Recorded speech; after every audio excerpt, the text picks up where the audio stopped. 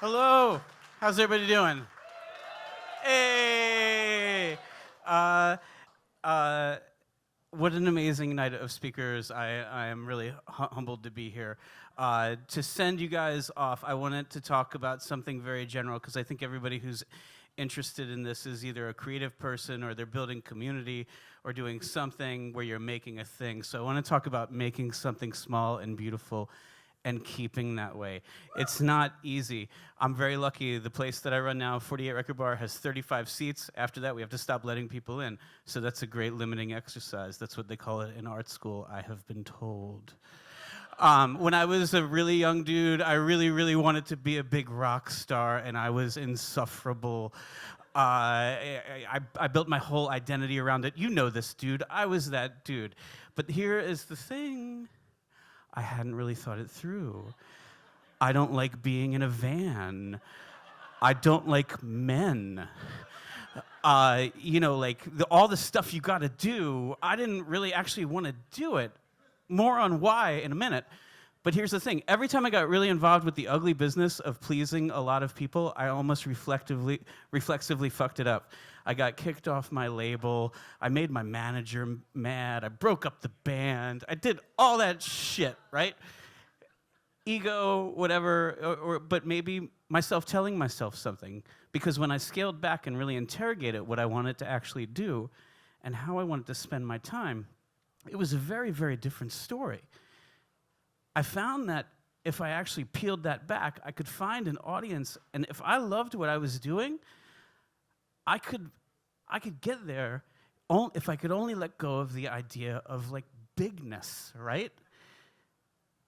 And I got lucky. First it happened with writing. Then I would do like little events, like the Belle and Sebastian dance party. All Belle and Sebastian, all night, no fucking around. Then I had this website that was clearly not for everybody. I did these things, and I was so blessed that if I could just get out of my own fucking way and was true, people would like them, to make something small and beautiful. But I still had more fucking up to do. I wanted to sell the website to the Philadelphia Inquirer. Why? I wanted to do it in other cities. Who cares? All of these things, I was still in my own way because at that point, and I'm talking about, I was like 35 years old or some shit, and the lesson was still purely intuitive. I hadn't been able to actually articulate it to myself that, I still want it to be big. I still didn't know that big is whack. I like hot dogs and Miller Lite. That's the only big shit that I like, okay? So what I realized was that ego kept making me trying to make shit big, even though almost nothing I actually liked was big. I'm not a big guy, okay? This was why. The whole culture used to tell us, that big shit is the only shit that counts. I say used to because I feel a crack in the mortar. But we're not there yet. Fuck that.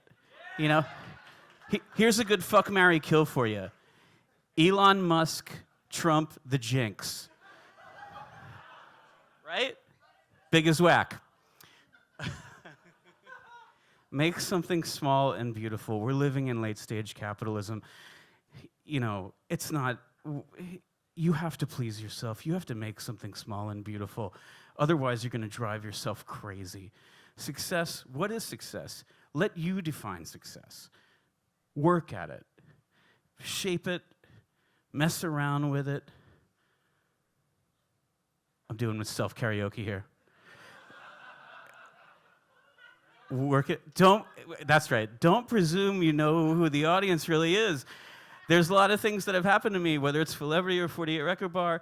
With 48 Record Bar, I've been very surprised and delighted and really joyful to see that the audience for that place is 25 to 65, every race, every gender. So you change it, hone it, treat it like a plant that will kill you if you let it die. But remember, it's just a plant. It's just a plant. That's all it is.